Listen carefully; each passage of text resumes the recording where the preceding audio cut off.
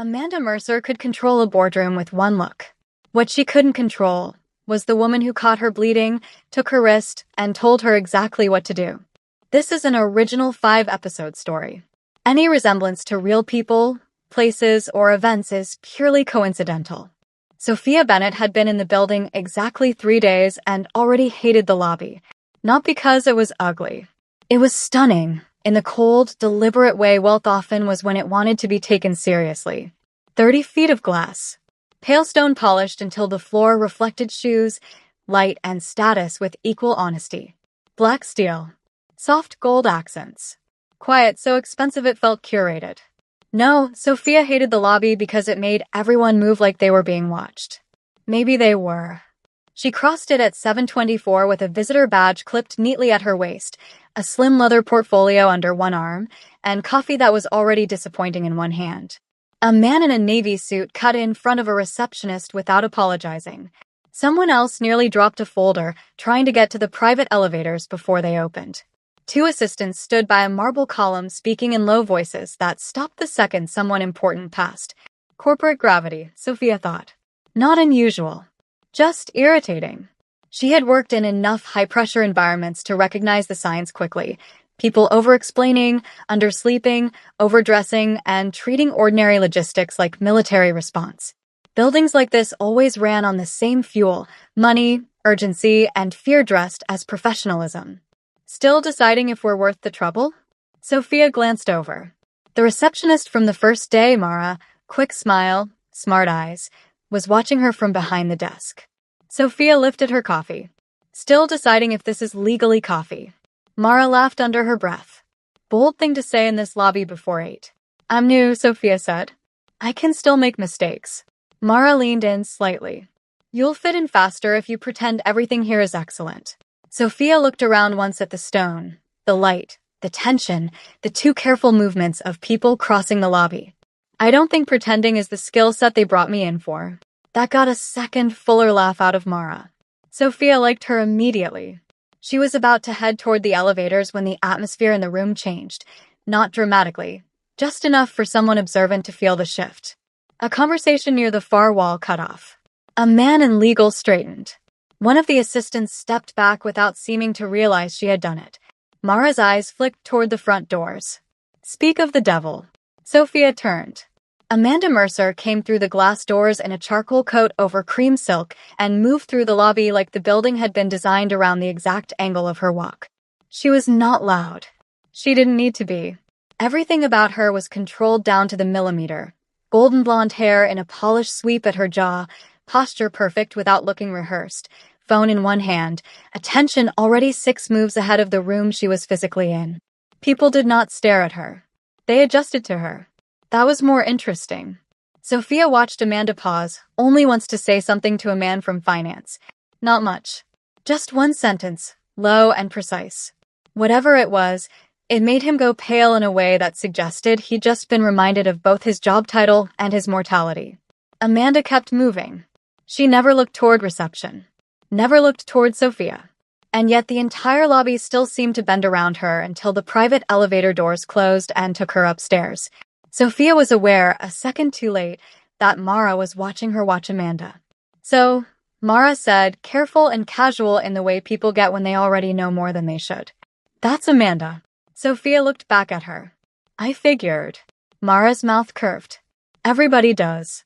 Sophia glanced once more at the now closed elevator doors, then down at the coffee in her hand. That seems exhausting, she said. Mara smiled. For everyone involved. Sophia did not answer that. She only shifted her portfolio under her arm, turned toward the staff elevators, and told herself she was not interested in powerful women with impossible faces and entire corporations hiding in the line of their shoulders. The lie barely lasted until noon. Amanda Mercer liked quiet in the mornings. Not silence. Silence was empty, and she had never trusted empty things. But quiet, controlled quiet, curated quiet, the kind that came with floor-to-ceiling windows, brushed steel, expensive stone, and a coffee machine that never sputtered. Quiet, she trusted. At 7:30, the executive kitchen on the 32nd floor belonged to her. It was one of the few places in the building where nobody interrupted her unless they absolutely had to. No assistants with folders pressed to their chests. No board members pretending not to angle for her approval. No department heads arriving with careful smiles and hidden panic. Just glass, marble, and the low electric hum of a city waking up below her. Amanda stood at the wide marble counter, sleeves buttoned neatly at her wrists, a cream silk blouse disappearing into the precise line of a dark charcoal skirt. Her blazer hung over the back of a chair nearby. Her golden blonde hair fell in its usual polished sweep just above her shoulders, not a strand out of place. A lemon sat on the cutting board in front of her. She had a breakfast meeting in 20 minutes, a legal review at 9, and a call with New York that would inevitably run long. She was already mentally 3 rooms ahead. The knife in her hand moved with the easy precision of someone who had no patience for clumsy things. Her phone vibrated against the counter. Amanda glanced down. Unknown number. She ignored it. It stopped, then started again. She exhaled once through her nose, sharp and irritated, and looked down a second time. The knife slipped. Pain flashed bright and immediate across her palm. Amanda hissed and dropped the knife onto the cutting board with a hard clatter. Damn it. Across the room, someone set down a coffee cup. Amanda had been vaguely aware of another person in the kitchen. Dark hair, quiet presence. One of the newer faces she hadn't yet assigned a name to. But before she could turn fully, the woman was already moving. No wide-eyed panic. No useless questions. No fuss. Paper towels appeared in one hand. The woman reached Amanda in 3 quick steps, caught her wrist, and turned her injured hand upward with calm, practiced efficiency. The contact hit Amanda a half-second before the pain did. Cool fingers. Steady grip. No hesitation. The woman tugged the sleeve of Amanda's blouse back just enough to keep the cuff clear, then grabbed a stack of paper towels and pressed them firmly against the cut. Hold this. Low voice. Even. Not loud. Not soft. Amanda looked up, startled, not by the instruction, but by the fact that her body obeyed it before her pride could object. The woman's dark hair was pulled back cleanly, no loose strands falling into her face. Her features were composed, intelligent, annoyingly unreadable. She had the kind of face people trusted without meaning to. Calm eyes. Sharp attention. The kind of presence that didn't ask for space and somehow took it anyway. Amanda's jaw tightened.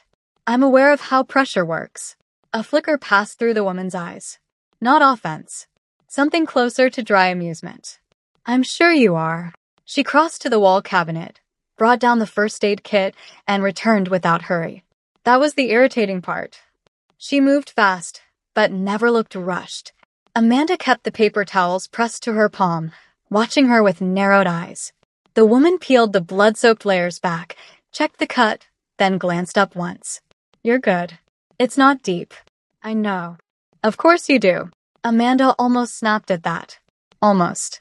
Instead, she stood there while a stranger disinfected her hand with efficient, certain movements. The sting made the muscles in her wrist jump. Instantly, the woman's fingers tightened around her hand. Not rough, not gentle either. Just enough. A quiet correction. Stay still. Amanda went still. That was worse. The woman wrapped the bandage neatly, as though she had done it 100 times before. Probably had. Her hands were confident without being showy. Capable without needing praise for it. Amanda hated that she noticed any of that. Hated even more that she noticed exactly how close they were standing. When the bandage was finished, the woman finally lifted her gaze fully to Amanda's face. For a second, neither of them moved. Up close, Amanda could see the warmth in her skin, the sharp intelligence in her eyes, the faint trace of humor that seemed to live somewhere near the corner of her mouth. Not flirtation. Not even softness. Just presence. Calm, grounded, impossible to rush. The woman let go of Amanda's hand. Done. Amanda's throat felt unexpectedly dry. Thank you. There it was. That brief suspended beat after something changes and before either person admits it. Then the woman took a step back. Amanda looked down at the bandage because looking anywhere else felt like a mistake. You should keep it clean for a day or two, the woman said, closing the first aid kit. Try not to stab yourself again before lunch. Amanda looked up sharply. The woman picked up her coffee. There it was again, that tiny, almost invisible curve at the edge of her mouth. You're welcome, she added and walked out. Amanda stood alone in the polished kitchen, one hand bandaged, lemon half cut on the board, heart beating far too hard for such a minor injury. Annoyance climbed her spine like heat. Not because the woman had helped. Because she had helped like that. Because Amanda should have thanked her, dismissed it, and moved on. Because instead, for one humiliating second, she had stood there and let a stranger take control of her body like it was the most natural thing in the world. And worst of all, she hadn't pulled away. By 8:15, Amanda had already decided the entire thing was ridiculous. By 8:30, she had replayed it 6 times. By 8:45, she was seated at the head of the long glass conference table, 3 executives deep into a risk review, and still aware of the faint pressure of fingers around her wrist as if the touch had been preserved under her skin. It made no sense. She was not rattled by women. She was not rattled by anyone. Amanda Mercer had built a reputation on composure, so absolute that people mistook it for ease. They mistook a sharpened survival instinct for elegance, a relentless refusal to bend for confidence. She let them. It was useful. Across from her, one of the vice presidents was making a point about exposure thresholds, but Amanda only caught half the sentence. The conference room doors opened. A few people turned. Amanda looked up and felt something inside her lock into place. The woman from the kitchen walked in beside Connor from legal, carrying a tablet and a plain black notebook. Same dark hair pulled back. Same composed face. Same steady, maddeningly self-possessed presence. Connor cleared his throat. Before we get into the next item, this is Sofia Bennett. She'll be consulting with us over the next several weeks. Sofia. The name landed harder than it should have. Connor kept talking. Outside risk specialist. She's here to evaluate structural blind spots, escalation processes, internal pressure points. Amanda didn't hear the rest. Sofia took a seat halfway down the table, not far enough to disappear, not close enough to make a statement. She didn't look at Amanda immediately, which was almost offensive. Then at last she did. Just once. A brief, level glance. No sign of the kitchen. No sign of surprise. No sign that 5 minutes of blood, breath, and bandaged skin had happened at all. Amanda disliked her on sight. That was the simplest explanation. She disliked Sofia's composure. Sofia's timing. Sofia's irritating ability to move through a room without trying to own it and still end up shifting the entire center of gravity. Amanda's voice, when she spoke next, came out cool and exact. Let's continue. The meeting did continue. Amanda led it with her usual precision. She asked pointed questions, cut off weak answers, redirected vague language, and forced clarity where others preferred fog. The room responded to her the way rooms always did, carefully, attentively, a little fearfully. Sofia did not. She listened. That was all. Listened with her head slightly tilted, pen moving only when she felt like writing something down. She didn't flinch when Amanda challenged someone. Didn't rush to agree. Didn't offer approval. Didn't try to impress. At one point, Amanda asked her directly, "Do you see a problem with the current structure?" Sofia looked up. Yes. A pause. Everyone else at the table went still. Amanda folded her hands. Go on. Sofia did. Not aggressively. Not theatrically. Just clearly. She pointed out an operational blind spot in one division, a decision bottleneck in another, and an over-reliance on unwritten communication patterns between teams who should have had documented procedures months ago. No hedging. No nervous filler. No trying to make herself sound smaller than the point she was making. By the end of it, Amanda was irritated for a new reason. She was right. Amanda hated that almost as much. It should have ended there. A useful consultant. A sharp mind. An irritatingly calm face. Amanda had worked with more dangerous women than that, and forgotten them by quarter's end. Instead, by 11:15, she had already heard Sofia Bennett's name 3 more times. Once from Connor, who stopped outside Amanda's office with revised exposure notes and said, with professional reluctance, "She's good." Amanda signed the notes without looking up. That's an unhelpfully broad adjective. Connor shifted his weight. She sees patterns fast. Amanda handed the folder back. So does every competent adult in this building. Connor hesitated just long enough to become annoying. That's not what I meant. Amanda lifted her eyes then, cool and exact. Connor, smart enough to hear the dismissal underneath the silence, nodded once and left. At 11:28, Amanda stepped out to take a call and found two senior managers standing near the windows outside legal talking in low voices. "I'm just saying she called it immediately," one of them was saying. "The dependency issue?" "Yes." Amanda kept walking. Neither man saw her in time. By 11:33, she had reached the executive kitchen for coffee she didn't need and found Sofia at the far counter with one of the younger project leads, who was clearly 1 second away from a professional collapse. The woman had a laptop open, two marked-up printouts, and the slightly hunted expression of someone who had been sent into the wrong room with the wrong numbers and was only just realizing it. Sofia stood beside her with one hand braced lightly against the marble, reading whatever was on the screen. She didn't touch the laptop. Didn't take over. Didn't do that smug thing certain competent people did when handed someone else's mistake. She just said, "Okay." Breathe for a second. The younger woman actually obeyed. Amanda stopped in the doorway without meaning to. Sofia tapped one line on the printout.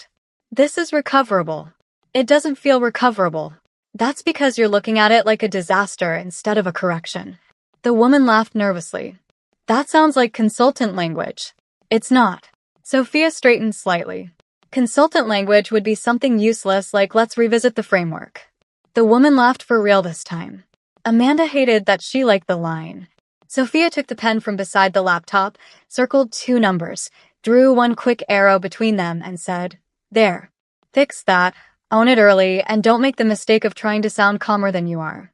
People trust accuracy more than polish when they're already worried. The woman looked at her as if Sofia had just restored oxygen to the room. "Thank you." Sofia handed the pen back. "Don't thank me yet. Go fix it first." Amanda stepped fully into the kitchen then, and both women turned. The younger project lead straightened instantly. Sofia didn't. That alone should have been enough to irritate Amanda for the rest of the day. Instead, what bothered her more was the strange warmth she had just witnessed in Sofia up close. Not softness exactly, and certainly not fragility. Something else. A quiet steadiness that made people less chaotic simply by standing near it. The project lead gathered her papers and escaped. Amanda moved toward the coffee machine with deliberate calm. Sofia lifted her mug. "Still trying the coffee here?" Amanda didn't look at her. "I'm fond of disappointment in measured doses." That earned a small breath of laughter from Sofia. Amanda wished it hadn't. "You seem to be making yourself useful," she said. Sofia considered that. That was the assignment. Amanda glanced over then. Sofia met the look without strain. Dark hair pulled back cleanly, expression composed, almost thoughtful. No nervousness. No attempt to charm. No sign at all that standing alone in a room with Amanda Mercer should have been remotely disorienting. Amanda found that unnatural. She found it more unnatural that she wanted to keep the exchange going. Instead, she took her coffee and said, "Try not to reorganize the entire company before lunch." Sofia's mouth moved at one corner. "No promises." Amanda left before the answer could land any harder. Over the next few days, Sofia became impossible not to notice. Not because she demanded attention. The opposite, actually. She moved through the office as if she had no interest in becoming part of its ecosystem, which only made people gravitate toward her faster. Amanda saw it first in the executive kitchen, then in the hallway, then by the elevators. Someone from operations asked Sofia a question over coffee. Sofia answered in 2 sentences. The woman laughed. Not a polite laugh. A real one. Later, 2 people from compliance stopped her near reception, and within a minute all 3 of them were leaning in like they had known one another for months. At lunch, Amanda passed the corner lounge and caught Sofia listening to one of the junior analysts with the kind of focused patience most managers only pretended to have. It was infuriating. Not because Sofia was charming. She wasn't, not in any obvious way. She just seemed easy, attentive, thoughtful, quietly funny in a way that never reached for approval. The sort of person people started talking to before they fully meant to. Amanda hated how much that stood out in a building full of polished, strategic personalities. More than once she saw Sofia in the kitchen answering questions about where she'd worked before, how long she'd be staying, whether she'd survived the building's coffee yet. Sofia kept her answers brief. Sometimes she smiled. Once, when one of the finance directors asked if she always looked this calm under pressure, Sofia had replied, "Only on weekdays." The entire group laughed. Amanda, standing half-hidden just outside the doorway, felt a sharp wave of something hot and unreasonable rise in her chest. She stepped away before anyone noticed her there. By Thursday, Amanda had made the mistake of going downstairs for lunch. She usually avoided the executive dining room unless a meeting required it. It was too visible, too full of people trying to look relaxed in front of other important people. But her noon call had been moved. Legal had failed to send what she wanted on time, and she was in exactly the kind of mood that made the polished anonymity of a public room feel marginally preferable to another sandwich in her office. The restaurant level occupied the 12th floor and had been designed by someone who believed mood could be purchased by the square foot. Dark wood, smoked glass, low brass lighting. City views cut into elegant frames. Waitstaff who moved like they'd been trained not to exist. Amanda arrived alone. That, too, changed the room. Not because anyone rushed her. People at this level knew better. But she could feel it. The adjustment, the subtle rebalancing of posture and conversation around her. A venture partner lowered his voice. Two directors at the far banquette stopped mid-sentence and pretended they hadn't. Someone from investor relations got to his feet half an inch, realized she was not headed his way, and sat back down with visible relief. Amanda was halfway to her usual corner table when she saw Sofia. Not seated. Standing by the windows with a tray and two women from mid-level operations who looked far more at ease than people normally did around consultants, board members, or anyone adjacent to Amanda's world. Sofia had traded her blazer for a dark blouse with the sleeves rolled once, hair still pulled back, one hand wrapped around a glass of water while the other moved only occasionally as she talked. Not a performance. Not a social climb. Nothing in her body said, "Look at me." And yet, infuriatingly, people did. Amanda took her seat at the far side of the room with a direct line of sight she immediately told herself she did not want. From there, she had the displeasure of watching Sofia dismantle the room's natural hierarchy without seeming to notice she was doing it. One of the women from operations said something that made Sofia tilt her head and answer with a line Amanda couldn't hear. Both women left. A server came by with the wrong salad, and Sofia, without any visible effort, made him relax within 10 seconds of apologizing. Later, a man from development stopped at their table, clearly intending to speak to one of the operations leads, and ended up lingering, because Sofia said something dry enough to catch him off guard. It was absurd. Amanda looked down at her menu and discovered she had read the same line 3 times without processing it. When her lunch arrived, she barely touched it. At some point, Sofia glanced across the room and found her. Not for long. Just one direct look, clear and level, and entirely too aware. Then she turned back to her table as if Amanda weren't sitting there in silk and irritation and impossible visibility. That was what did it. Not the warmth. Not the laughter. The fact that Sofia did not reach toward Amanda's gravity the way everyone else eventually did. She moved through the building as if Amanda's presence were a fact, not an axis. Amanda had no language for why that bothered her as much as it did, or why it made her want to interrupt. Her phone lit up just then with a text from her assistant reminding her of a 1:30 review.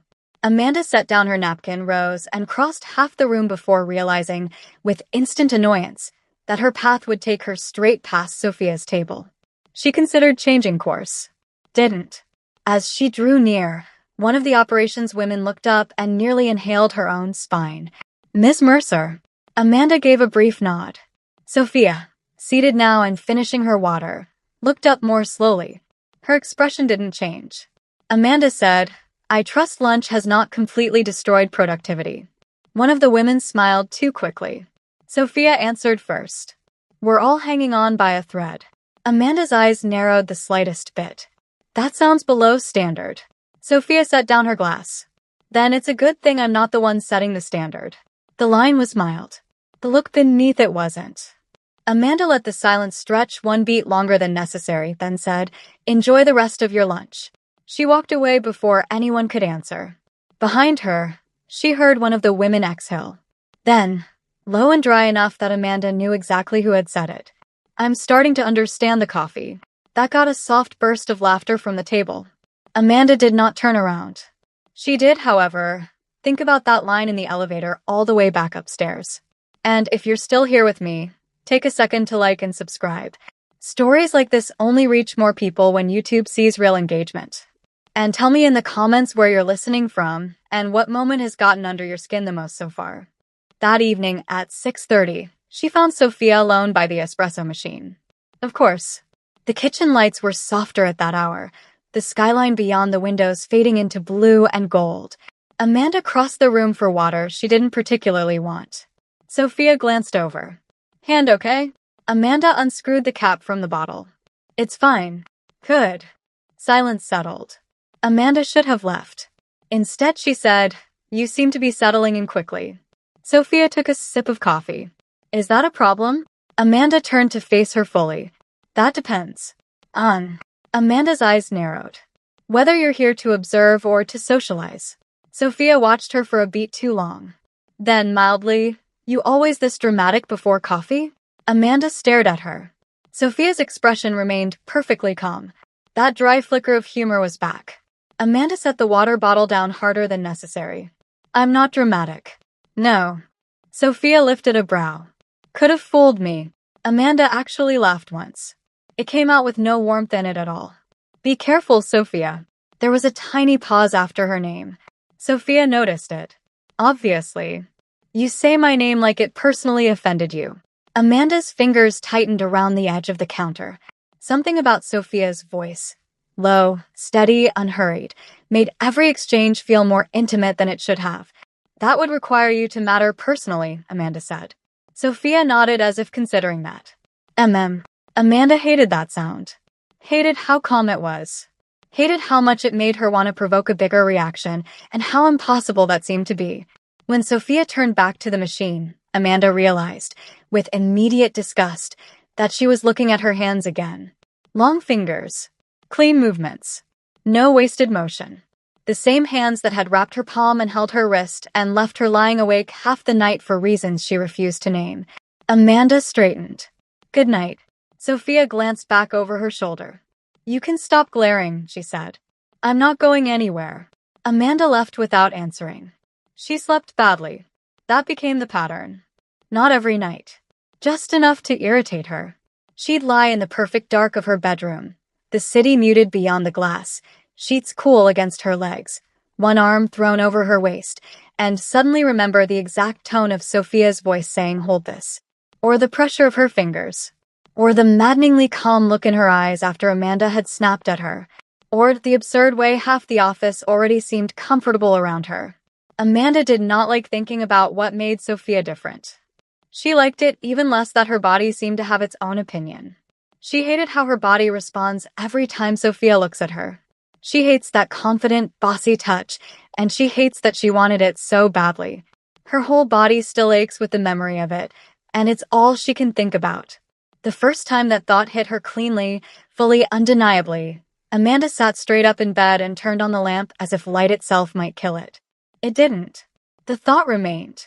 Worse, so did the truth inside it. She was not a woman who wanted to be handled. She was not a woman who waited.